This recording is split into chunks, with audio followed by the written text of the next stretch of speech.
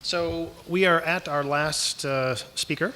In fact, there's a change in presenter. Actually, I'd like to welcome Benedict Tranel from Gensler. He's here to speak about the Shanghai Tower in Shanghai. And once Benedict is finished, we'll open up for questions. So let's welcome Benedict Tranel.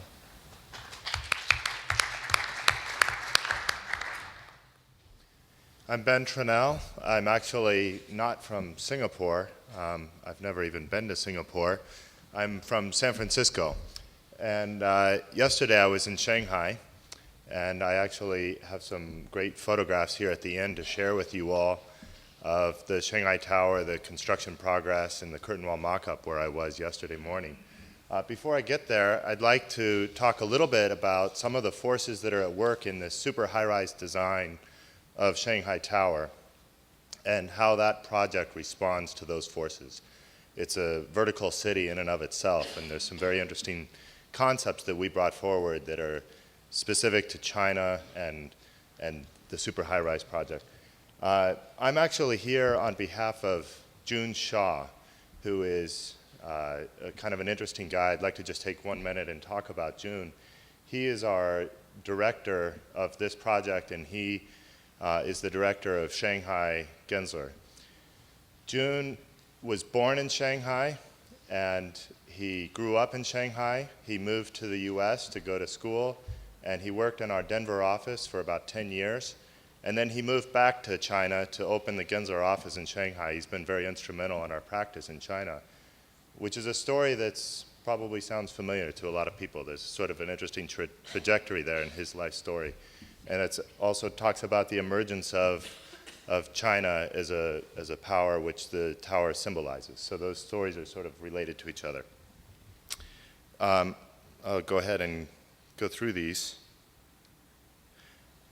Okay, so here you see Shanghai in 1920 and in 2011.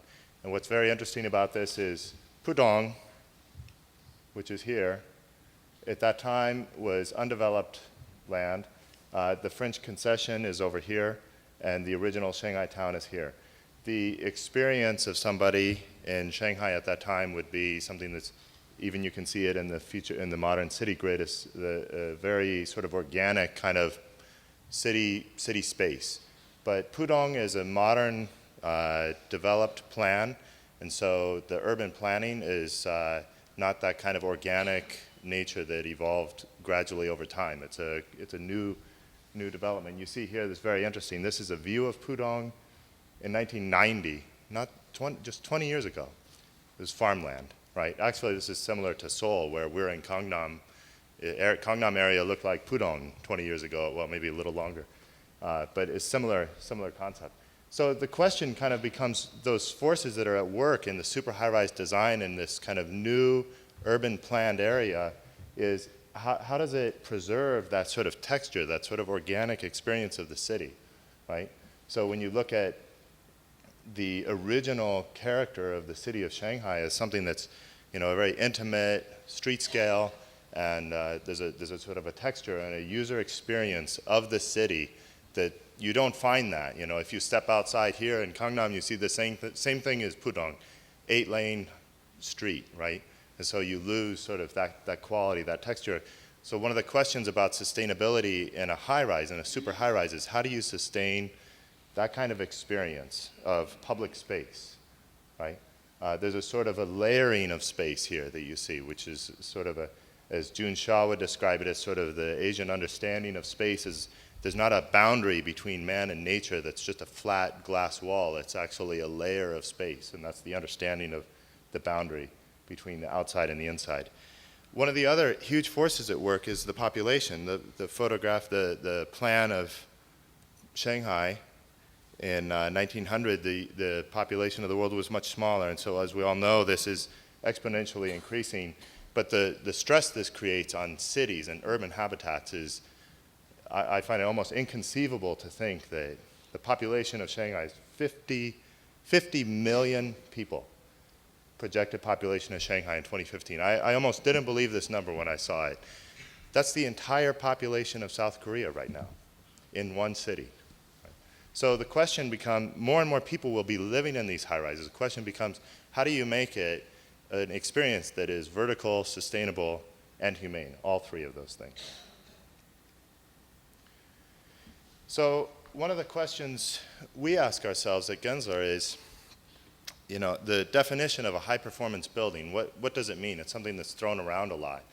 And typically that conversation begins in the realm of the green over here. It's about environmental stewardship, it's about a LEED scorecard that's evolving. Occasionally that conversation expands into the economic realm, right? So you think about, what are the longer term benefits of my cost decisions now? But at Gensler, we also like to talk about a third aspect of high performance building, which is the social component, which has to do with the user experience. So, we do a lot of work at Gensler in productivity, employee productivity with our workplace survey and that kind of thing. And the sort of add-on enhancement, the extension of that is organizational productivity. So to us, it's not about, sustainability as a sacrifice where I'm less comfortable but I'm saving energy. It's about being more productive because I've got better access to light, air, clean water. And so all of these things are synergetic and they actually support and sustain one another. So this is Shanghai Tower, which we feel is the response to those forces. That is a very local, specific to Shanghai response to those forces. So you can see the sort of urban view of Pudong with Shanghai Tower. Completion is projected for 2014. It'll probably be the end of 2014. And some of the kind of goals that we talked about with Shanghai Tower, how it responds to those forces, what are the things we're trying to achieve. It's really about, as I said, it's a city in and of itself, the tower. It holds 30,000 people. So it's really about how do you redefine community within a high-rise like that. And the concept of the tower is really a set of neighborhoods that are stacked vertically on top of each other.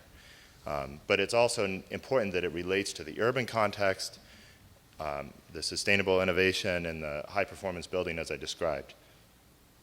So you see here, there are these two other buildings right next to it, the Jinmao and Shanghai Finance Center, which are beautiful buildings. And it was important to us that the Shanghai Tower relate to those buildings at an urban scale. This is really the skyline of Shanghai that will be recognizable to people for a long time to come. So it was important that there was a complement, and this is the urban scale. But the other aspect of Shanghai Tower is this concept of the neighborhoods, which you see is a 14-story zone, and there are 9 of these 14-story zones, all stacked on top of each other. And each of those is a neighborhood. They have a specific use, and they collect amenities at the bottom of that zone, and they're enlivened with lighting and landscaping, which allows this thing to have a reading at night, and you can see into it. Even during the day, you can see in. So the life of the tower is something that's sort of brought out, which is sort of unusual for a super high-rise project. So it's sort of that dual read of being able to see into it and seeing the life of the tower, but also having it be something that is responsive on an urban scale and on a sort of a skyline scale. So I'd like to walk you through sort of how these neighborhoods are stacked up from top to bottom here. We have these sort of different sky lobbies and different functions. But to understand that, you have to understand the vertical transportation of this tower, which is that there are a series of double-decker elevators that bring you up, and if you get off the double-decker elevator, you're on an amenity level, and you have all the amenities available to you that might be available to you if you were to walk through your neighborhood and go through the plaza, the piazza in your neighborhood, right? So there's a sort of replication of the experience of neighborhood in the vertical transportation of the tower. So after you can get your morning coffee and the newspaper, and then go up on a local elevator to your specific office. So it really defines community on a level that's scalable, a 14-story stack of floors. So when we start at the top of the tower, we have this observation level. which will be phenomenal. It's the public space of the tower. It's all the way up in the top of the tower. There are 3 levels. It's not a token gesture of public space. There are 3 levels of observation that are enclosed. There's one that's open to the sky. You have the ability to see the wind turbines in the facade operating above you when you're on the top observation level. You also have the opportunity to look in and see the tune mast damper at the top of the tower at work. And so there's a sort of appreciation of the sort of forces that are deployed to put you at such a high level above the city. The top 2 zones are a boutique office and a hotel. There's always some competition here, so probably one of the tallest hotels in the world, with these extraordinary views out across the city of Shanghai. And then on the office floors, because of the sort of unique double skin concept, which I'll talk about in a moment, these office views have these really wonderful, really wonderful views out from the office space through the atrium and through the double skin, which also allows a lot of natural light to come into the space. So we have an efficient concept there for lighting. And when you arrive at the bottom of an office level, this would be the kind of amenity floor that's available with the community type of space. So what's important is you don't have to take an elevator down 100 stories just to get lunch, which would take you 30 minutes round trip just to travel for lunch. You can just go down to this floor and you have the amenities available to you. It's possible to imagine that tenants can take an entire bank of 14 floors and then take over this sky lobby to actually create a sort of corporate identity for themselves on that amenity floor.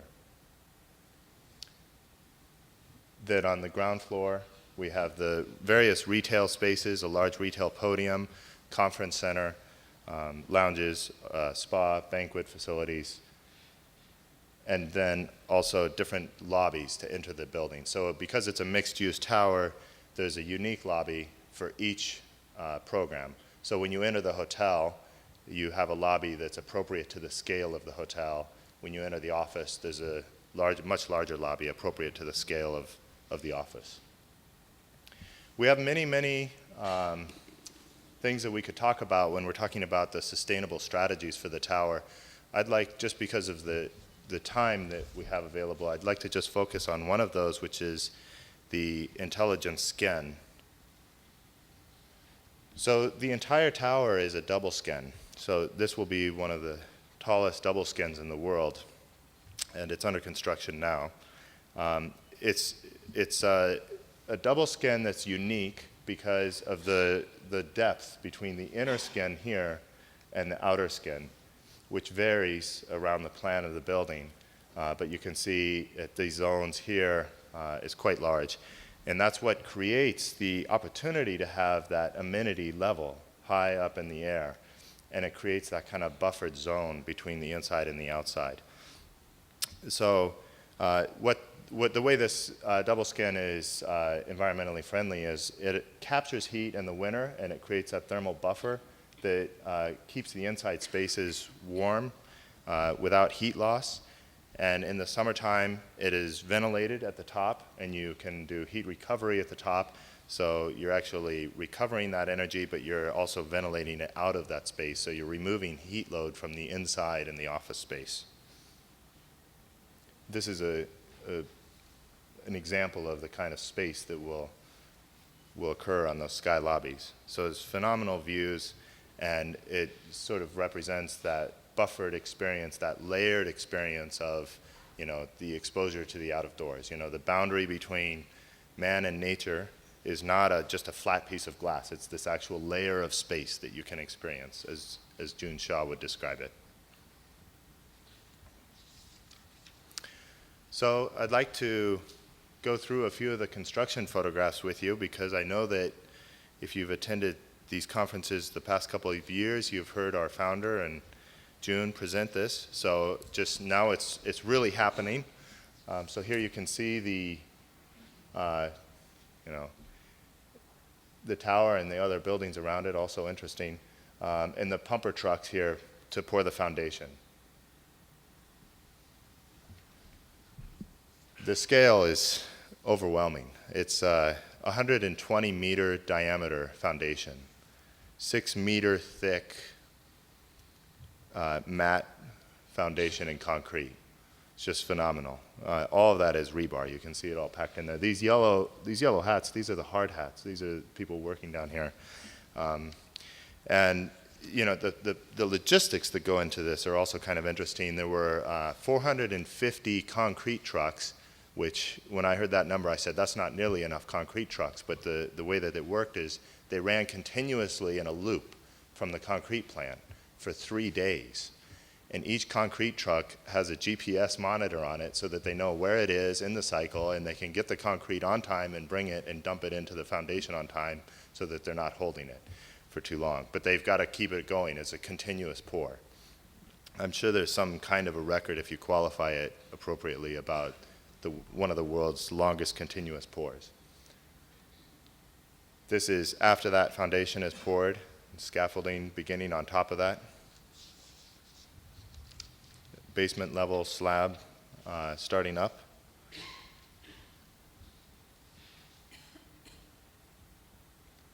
And you can see now we're above grade. So the steel work going up, these are the super columns here that you can see. So the concept, the structural concept of the tower is that there is the center core, which you see here, and then the super columns around it that brace it in 4 directions.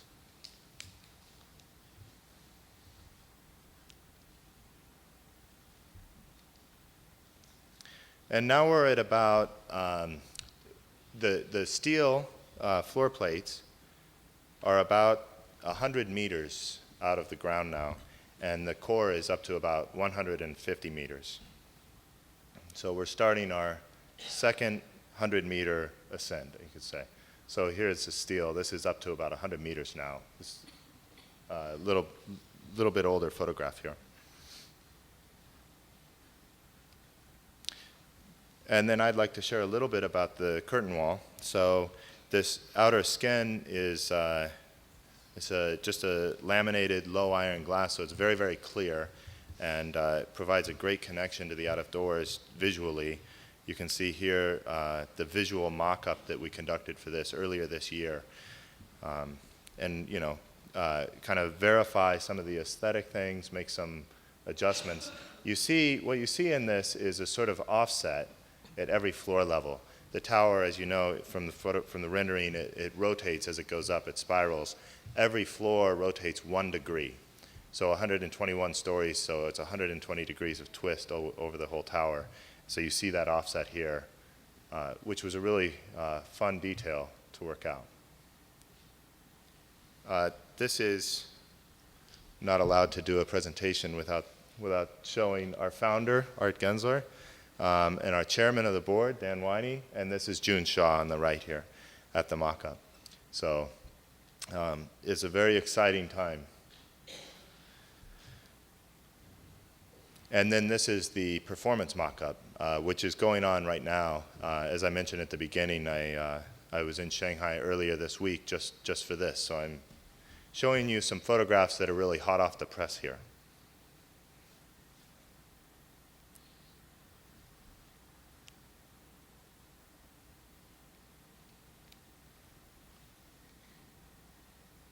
We're doing the sort of water testing and the air testing, make sure the performance is all met. So you can see this. And I'm happy to report, so far so good. And perfect timing. This is the final slide. So this is the quote from our client. And that's the Shanghai Tower. So thank you. Thank you.